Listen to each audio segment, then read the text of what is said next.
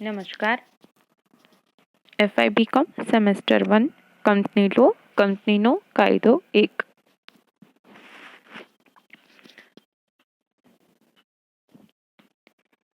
આપણે શેર બજારના ફાયદા જોઈ રહ્યા હતા, જેમાં આપણે રોકાણકારોના દ્રષ્ટિકોણથી અને કંપનીના દ્રષ્ટિકોણથી શેર બજારના ફાયદા જોયા. હવે આપણે સામાજિક રાષ્ટ્રીય દ્રષ્ટિકોણથી શેર બજારના ફાયદા જોઈએ. તો એમાં મૂડી સર્જનમાં સહાયક છે. શેર બજારના લીધે બચત પ્રવાહને વળાંક મળે છે, માર્ગદર્શન અને દિશા સૂચન, આર્થિક સત્તાનું વિકેન્દ્રીકરણ, અર્થતંત્રની રક્તવાહિની કે નસો. મૂડી સર્જનમાં સહાયક બને છે. હવે કોઈ પણ દેશ છે, રાષ્ટ્ર છે, એના આર્થિક વિકાસ માટે જરૂરી છે કે એમાં એના જે બધા જ સેક્ટર છે, કે કૃષિ ક્ષેત્ર છે, ઉદ્યોગ ક્ષેત્ર છે, સેવા ક્ષેત્ર છે, તો ત્રણે ક્ષેત્રનો વિકાસ થવો જોઈએ. પરંતુ એમાં જે ઉદ્યોગ ક્ષેત્ર છે એનું પ્રદાન વધુ રહેતું હોય છે. શું કામ? કારણ કે એમાં જંગી મૂડીરોકાણ થતું હોય છે. હવે એ મૂડીરોકાણ કેને આધારે થાય છે? કંપની સ્વરૂપોના આધારે. હવે કંપની સ્વરૂપો પોતાની મૂડી કેવી રીતે મેળવે છે? કંપની સ્વરૂપો શેર કે ડિબેન્ચર અને સિક્યોરિટીઝના સ્વરૂપમાં જાહેર જનતાઓ પાસેથી જંગી મૂડીરોકાણ કરે છે. તો હવે આવા પ્રકારની મૂડીનું સર્જન કરવામાં શેર બજારનો જ ફાળો રહેલો હોય છે. કારણ કે લોકો કંપનીમાં ક્યારે પોતાની મૂડી રોકી શકશે કે એને વિશ્વાસ હશે કે પોતાના નાણાં કોઈ જ અન્ય જગ્યાએ ગેરવલ્લે નહીં થાય. તેને પોતાના આ પ્રકારના નાણાં રોકવા સામે ખાતરી કેવી રીતે મળશે કે કંપની લિસ્ટેડ હશે તો. અને કંપની ક્યાં લિસ્ટેડ હોય છે? શેર બજારમાં. એટલે શેર બજારના કારણે દેશનો જે આર્થિક વિકાસ થતો હોય તે એમાં મૂડી સર્જનમાં શેર બજાર સહાયક બને છે. તો હવે આધુનિક ટેકનોલોજી ને કમ્પ્યુટરના યુગમાં આ પ્રકારે વિપુલ મૂડીની જરૂર પડે. તો હવે આ વિપુલ મૂડી છે એ ખૂબ મોટા પ્રમાણમાં મૂડી છે, એ કંપની સ્વરૂપ છે, એ પોતાની જામીનગીરીઓ બહાર પાડી અને લોકો પાસેથી એના જે નાણાં છે એ નાણાંના સ્વરૂપમાં આ પ્રકારની જામીનગીરીઓના સ્વરૂપમાં નાણાં લે છે. તો શેર બજાર અનેક રીતે જે મૂડી સર્જન છે એમાં દેશના અર્થતંત્રને સેવા પૂરી પાડે છે. બીજી બાબત છે બચત પ્રવાહને વળાંક. હવે સામાન્ય જે પણ કોઈ લોકો છે, જન સમુદાય છે,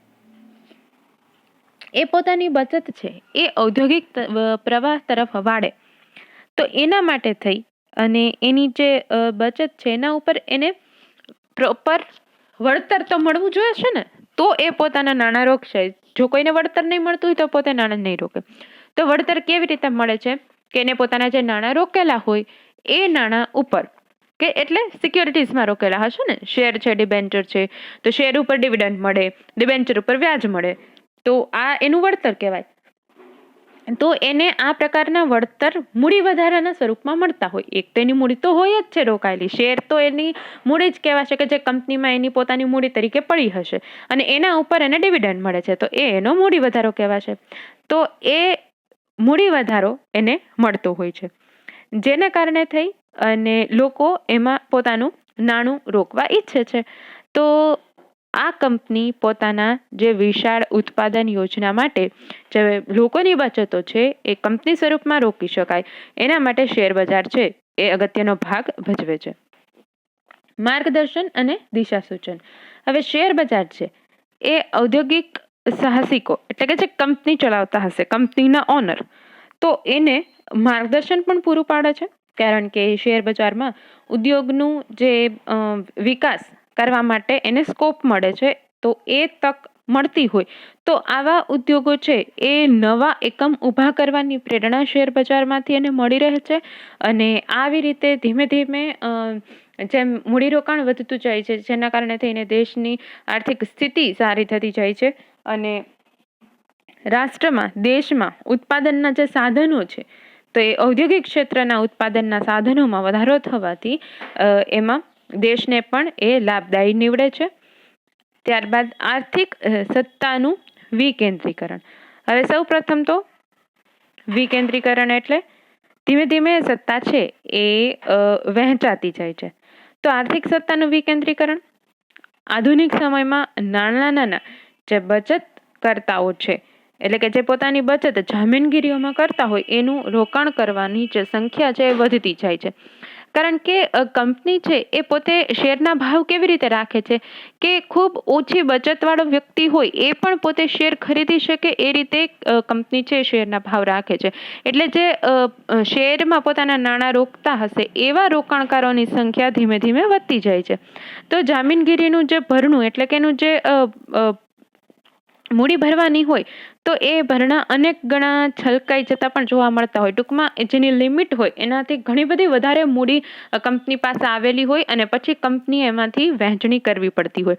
તો જે નાના રોકાણકારો છે એ પોતે પોતાના નાણાં છે, પોતાની બચત છે એ કંપની સ્વરૂપમાં રોકતા હોય છે અને જેના કારણે આર્થિક સત્તાનું વિકેન્દ્રીકરણ થાય છે અને કંપનીના જે શેર છે એ ખૂબ નાના ભાગમાં લોકો પાસે હોય છે અને જેના કારણે ઔદ્યોગિક લોકશાહીનો ઉદય અને વિકાસ થતો હોય છે.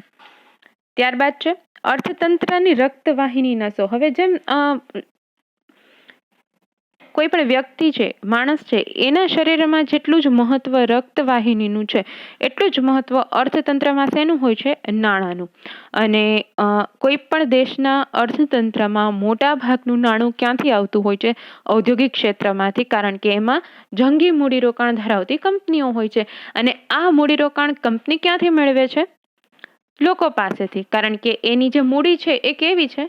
લોકો પાસેથી લીધેલા મૂડી છે. જાહેર જનતાની મૂડીથી એ પોતાનું મૂડીરોકાણ કરે છે.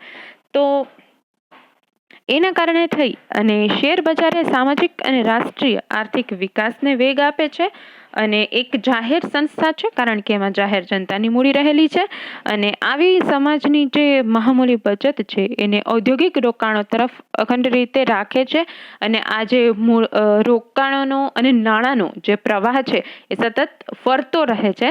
કારણ કે શેરનું ડિવેન્ચરના આ પ્રકારની જે સિક્યોરિટીઝ છે એનું સતત ખરીદ વેચાણ થતું હોય છે, જામીનગીરીનું ખરીદ વેચાણ થતું હોય છે અને જેના કારણે જેમ શરીરમાં રક્તવાહિની એટલે કે નસોમાં લોહીનું પરિભ્રમણ થતું હોય છે એમ આવી રીતે જે જામીનગીરી સિક્યોરિટીઝનું જે શેર બજારમાં ખરીદ વેચાણ થતું હોય છે એના કારણે અર્થતંત્રમાં નાણાંનું પરિવહન થતું જોવા મળે છે. એટલે શેર બજારને અર્થતંત્રની રક્તવાહિની કે નસો કહી છે.